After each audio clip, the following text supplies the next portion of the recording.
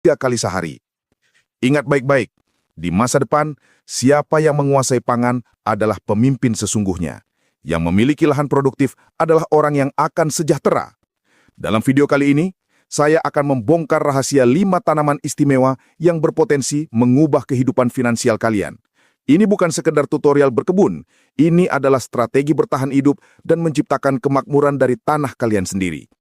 Sebelum kita mulai, jangan lupa subscribe dan aktifkan lonceng notifikasinya. Mari kita mulai. Ini bukan video tutorial berkebun untuk mempercantik halaman rumah. Kita membicarakan tentang ketahanan hidup, kemandirian ekonomi, dan strategi kemenangan finansial di tengah ketidakpastian. Jangan biarkan tanah kalian menganggur, sekecil apapun. Halaman 2 meter persegi, itu aset berharga. Lahan belakang berumput liar, itu potensi belum dimanfaatkan. Balkon kosan, itu lahan produksi. Di tahun 2026, nilai uang di rekening bisa tergerus inflasi. Tetapi, nilai tomat di kebun kalian, nilai cabai di pot kalian, itu akan terus meningkat mengikuti kebutuhan dasar manusia. Tanah kalian adalah bank yang tidak akan pernah tutup. Tanah kalian adalah mesin pencetak uang dengan tinta berupa air dan sinar matahari. Hari ini, saya akan memberikan 5 kunci rahasia tanaman yang dipilih karena ketahanan dan potensi harganya yang akan melonjak saat kondisi sulit. Siap menjadi pemenang baru? Tanaman 1, cabai. Jika emas batangan adalah pelindung nilai di berangkas, maka cabai adalah emas yang bisa dimakan dengan rasa pedas. Mengapa cabai di urutan pertama? Karena cabai memiliki satu sifat ajaib, pengendali inflasi. Ketika harga cabai melonjak, seluruh negara bisa geger. Badan Pusat Statistik sering menyebutkan cabai sebagai salah satu penyumbang inflasi terbesar. Artinya, komoditas ini selalu dicari. Mau harganya 20.000, 50.000, bahkan 100.000 per kilogram, orang Indonesia tetap akan membeli. Mengapa? Karena lidah kita sudah sangat melekat dengan rasa pedas. Potensi keuntungan. Siklus tanam cabai relatif cepat. 3-4 bulan sudah bisa panen, dan bisa berkali-kali dalam satu periode. Ini arus kas mingguan. Bayangkan, 2026, cuaca tidak menentu, pasokan menurun, di pasar cabai langka. Harganya melonjak dari 30.000 ke 100.000 per kilogram. Setiap butir cabai yang kalian petik, nilainya naik 3-4 kali lipat. Pertanyaannya, apakah kalian mau jadi penonton yang mengeluh atau pemain yang menikmati hasilnya? Tanaman 2, jagung pakan. Untuk kalian yang ingin main aman, ingin bermain volume besar, ingin menjadi pemasok industri, jagung pakan adalah jawabannya. Mengapa disebut tulang punggung? Mari gunakan logika. Manusia membutuhkan protein, telur, dan daging ayam. Ayam itu makannya apa? Komponen utama pakan ternak adalah jagung. Selama manusia masih membutuhkan telur dan ayam goreng, maka jagung akan selalu dicari. Ini rantai pasokan vital. Memegang jagung artinya kalian memegang kunci industri protein nasional. Bisnis skala besar. Kalau cabai dijual ke konsumen akhir, jagung dijual ke pabrik pakan, peternak. Mereka membeli berton-ton, 1 truk penuh. Pasarnya sudah ada, besar, dan selalu membutuhkan.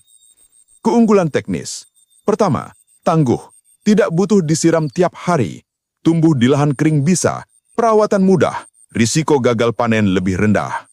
Kedua, bisa disimpan. Panen, pipil, jemur, simpan di karung, tahan berbulan-bulan bahkan bertahun-tahun. Jagung kering menyimpan nilai. Harga turun, tahan dulu. Tumbuh harga naik, baru lepas. Kalian punya kendali penuh atas aset. Kontribusi untuk negara. Kalau kita ramai-ramai menanam jagung, produksi nasional naik, kebutuhan impor turun, ketahanan pangan kuat, harga telur dan ayam stabil, rakyat bisa makan protein terjangkau, gizi anak Indonesia terjaga. Dari 1 biji jagung yang kalian tanam, kalian berkontribusi untuk gizi anak bangsa. Di tahun 2026, pabrik pakan dan peternak akan tetap mencari kalian. Tanaman 3, sayuran umur pendek. Apa tantangan dari sistem penghasilan bulanan? Waktu tunggu. Bekerja tanggal 1, terima hasil tanggal 30. Di masa tantangan 2026, menunggu 30 hari terasa sangat lama. Tanaman 3, sayuran umur pendek. Kangkung, bayam, sawi, pakcoy. Mengapa disebut mesin ATM hidup? Siklus hidup hanya 20-30 hari. Kangkung bahkan 16 hari sudah bisa dipanen. Ini produksi pangan berkecepatan tinggi, solusi cepat untuk perputaran ekonomi harian. Strategi kunci, rotasi berkelanjutan. Jangan tanam serentak. Bagi lahan jadi 30 kotak. Hari pertama, tanam kotak 1. Hari kedua, tanam kotak 2. Terus sampai hari ke-30. Hari ke-25 atau 30, kotak 1 siap panen. Besok kotak 2 panen. Kotak 1 yang kosong, tanam lagi bibit baru. Kalian menciptakan siklus berkelanjutan. Setiap hari ada sayuran siap jadi pemasukan. Ini keamanan finansial level dasar. Mengapa pasarnya selalu ada? Sayur kalian tumbuh di tengah pemukiman, jarak 0 km, tidak ada biaya distribusi jauh. Bisa jual harga kompetitif dengan margin lebih baik. Tetangga dapat barang baru dipetik 5 menit lalu, masih segar. Sekali tetangga merasakan sayur segar dari kebun kalian, mereka jadi pelanggan setia. Pasarnya ada di kanan kiri tembok rumah kalian sendiri. Tidak punya tanah? Gunakan hidroponik sederhana, vertikultur, atau tanam vertikal. Dinding rumah kosong adalah lahan vertikal. Jangan jadikan lahan sebagai alasan. Fokus pada kemauan. Tanaman 4, pisang dan pepaya. Bagaimana kalau kalian sibuk? Ingin aset yang bekerja sendiri saat istirahat? Pisang dan pepaya adalah jawabannya.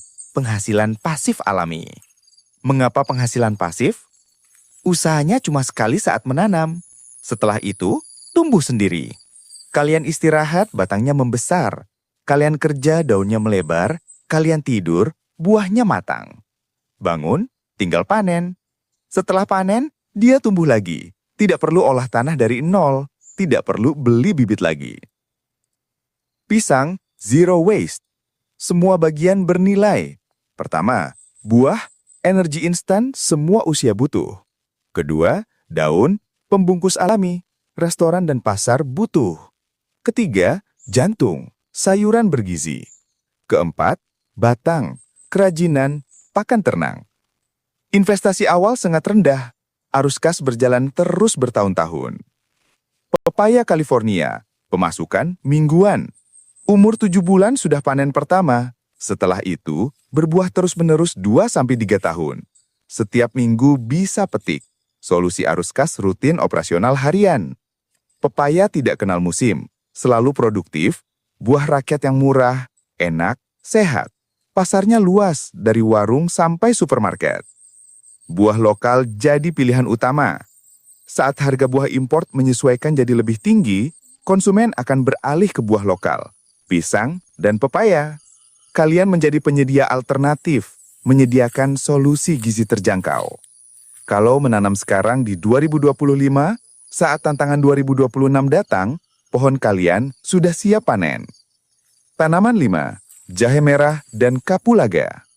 Rahasia terakhir untuk lahan super sempit, rempah-rempah, jahe merah, dan kapulaga.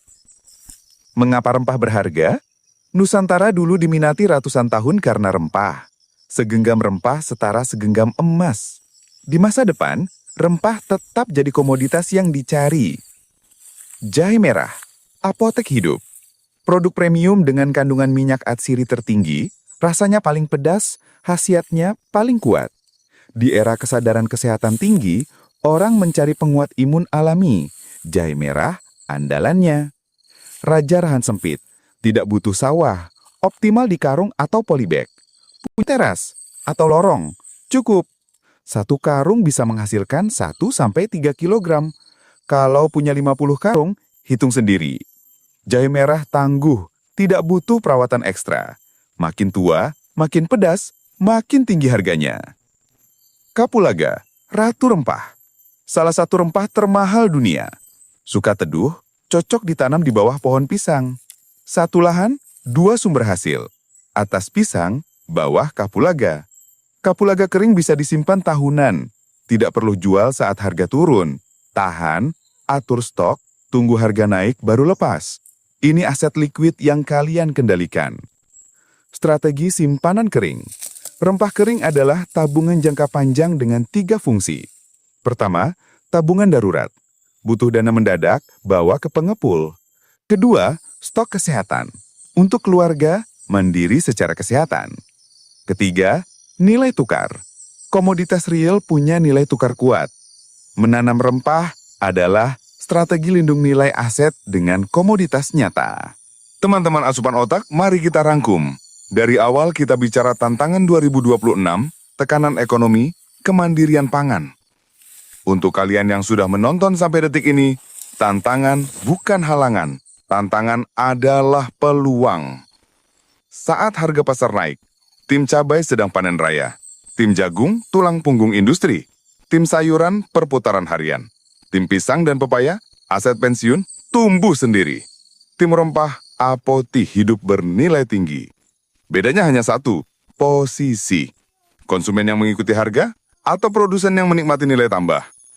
Hancurkan alasan klasik. Tidak punya tanah luas, bukan alasan. Tidak punya modal, benih sangat terjangkau. Tidak punya waktu, pisang tumbuh sendiri. Mulai dari sekarang, 1 polybag, 1 biji, 1 rimpang.